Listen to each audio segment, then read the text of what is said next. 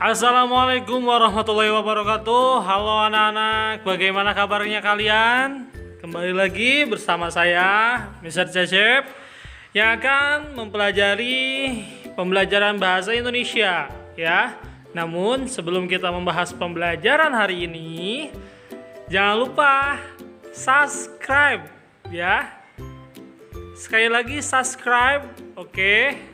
Baiklah, kalau sudah subscribe, terima kasih ya anak-anakku. Nah, sekarang kita akan membahas tentang teks eksposisi bab 3 ya.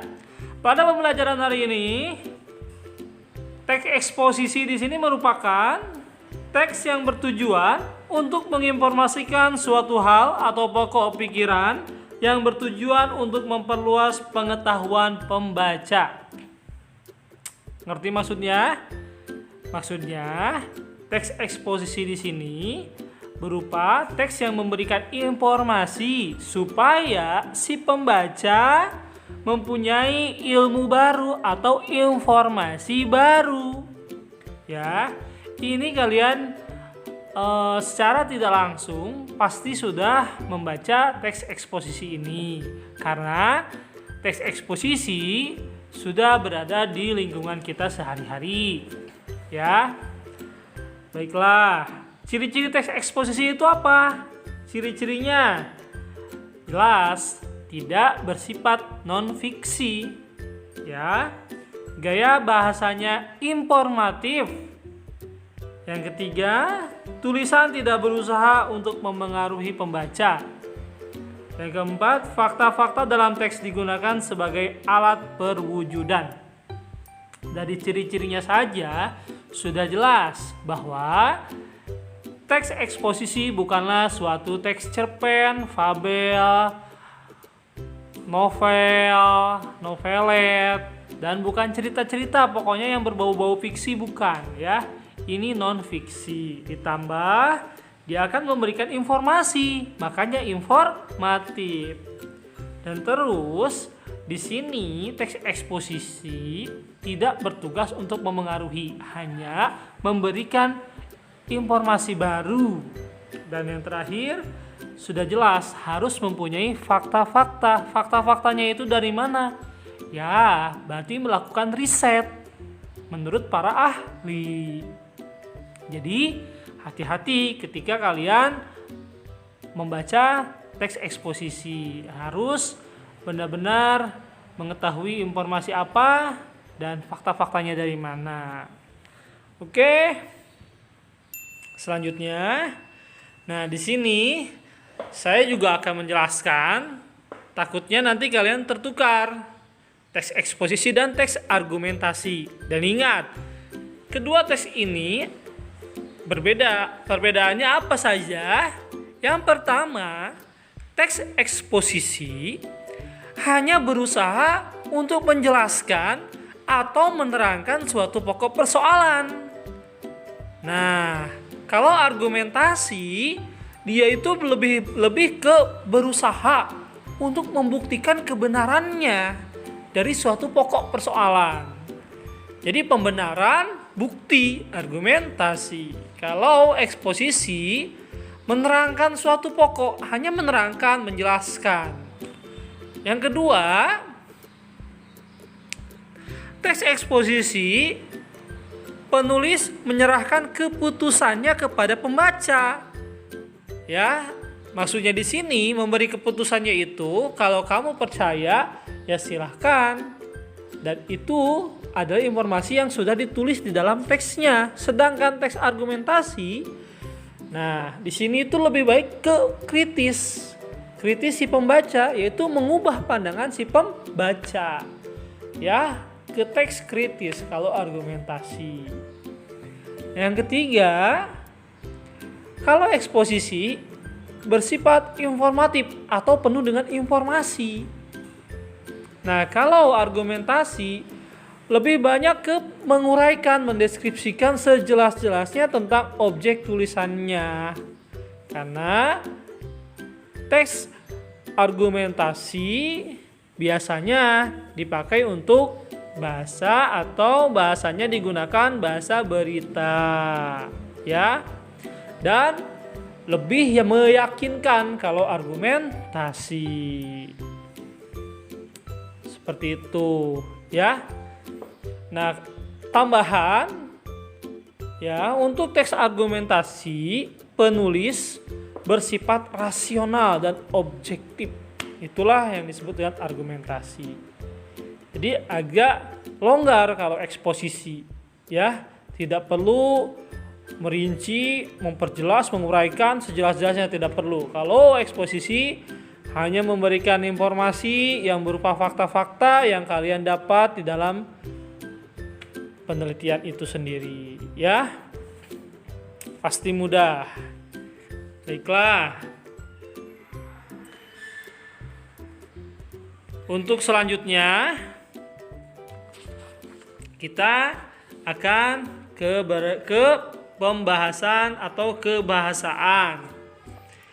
Di dalam teks eksposisi kebahasaannya mudah, ya.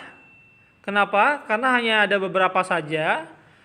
Yang jelas kalian harus mengetahui tentang kalimat fakta dan opini. Kedua kalimat ini saling bertolak belakang. Lantas pengertiannya apa? Kalimat fakta adalah suatu kalimat yang menyatakan peristiwa yang telah terbukti kebenarannya. Sebaliknya, kalimat opini adalah suatu kalimat yang merupakan suatu pendasar, pendapat, gagasan, kritik, maupun saran dari seseorang yang perlu dibuktikan kebenarannya. Ya, jadi kalau fakta harus sesuai dengan keadaan yang sebenar-benarnya. Kalau opini harus berupa pendapat yang harus dibuktikan kebenarannya. Seperti itu anak-anak, ya. Lantas perbedaannya, yang pertama, kalimat fakta dapat dibuktikan. Kalau opini belum terbukti. Terus, kalimat fakta bersifat objektif. Opini subjektif. Dan yang terakhir, memiliki data yang akurat. Sedangkan opini tidak didukung oleh data. Alias, hanya bualan-bualan belaka. Ya. Nah, ini hati-hati. Wanita-wanita, Nurul Fikri, ya, siswi-siswinya, jangan sampai kalian terayu oleh opini-opini lelaki, ya. Paham, ya? Nah, untuk selanjutnya kita akan membahas tentang kalimat. Ini sangat penting sekali untuk kalian. Kenapa? Karena kalau kalian masih bingung kalimat itu apa, berarti kalian belum paham. Dan di sini dijelaskan, kalimat adalah satuan bahasa terkecil yang mengungkapkan pikiran yang utuh. Kalimat dapat berwujud lisan dan tulisan. Nah, kalau misalkan dalam lisan ada yang disebut dengan nada atau intonasi, di mana diucapkannya naik, turun, keras, lembut, dan jeda diakhiri dengan intonasi akhir. Kalau misalkan dalam wujud tulis, biasanya diawali dengan huruf kapital dan diakhiri dengan tanda titik, tanda tanya, tanda seru. Biasanya lebih dari 2 kata atau lebih. Bagaimana kalau 1 kata? Yang penting ada ujungnya titik. Paham, ya? Oke. Yang disebut kalimat harus benar-benar sesuai dengan aturan yang berlaku. Kalau misalkan dilihat dari strukturnya, struktur kalimat ini mempunyai kesamaan dengan klausa. Klausa itu apa? Klausa di sini satuan gramatikal yang bisa menjadi sebuah kalimat.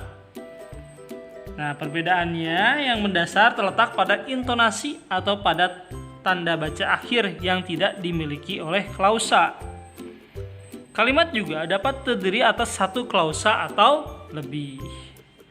Nah, kalimat yang terdiri atas satu klausa disebut kalimat tunggal. Sedangkan kalimat yang terdiri atas dua klausa atau lebih disebut kalimat majmuk. Oke, sampai sini paham ya? Saya akan kasih contoh. Perhatikan contoh berikut. Dia pintar. Dia di sini adalah subjek. Pintar di sini predikat. Adik sedang mandi. Adik subjek. Sedang mandi predikat. Banu makan bakso. Banu subjek, makan predikat, bakso objek. Untuk contoh yang terakhir, perhatikan, kita mandi sehari 2 kali dan memotong kuku seminggu sekali. Untuk kalimat ini, dia memiliki 2 klausa, yaitu klausa kita mandi sehari 2 kali dan klausa kita memotong kuku seminggu sekali. Nah, subjeknya sama, yaitu kita, sehingga dilepaskan atau dihilangkan.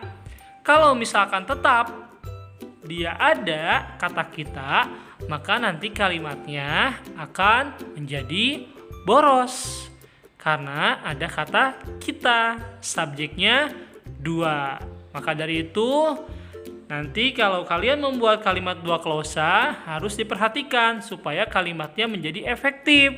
Jangan sampai tidak efektif. Baiklah, untuk pertemuan hari ini cukup sampai kebahasaan struktur kalimat. Dan mudah-mudahan kalian mengerti. Kalau kalian kurang paham, boleh kita komunikasi di komentar atau di WhatsApp ya. Tetap semangat belajar dan jangan lupa untuk mendukung gurunya supaya lebih semangat lagi untuk membuat video. Subscribe, like, bagikan ya. Jangan lupa untuk merangkum pembelajaran yang ada di YouTube ini. Kirimkan ke Mister ya. Boleh di WhatsApp, boleh di email, tapi Mister sarankan kirimnya WhatsApp saja, jangan email ya. Karena ini merupakan absensi kalian. Mister tunggu sampai jam 8 malam. Kalau tidak ada yang mengirimkan sampai jam 8, berarti kalian dianggap tidak masuk meskipun menonton video ini. Ingat, hanya dirangkum saja. Oke? Tetap semangat. Mister pamit. Assalamualaikum warahmatullahi wabarakatuh. Jangan lupa subscribe.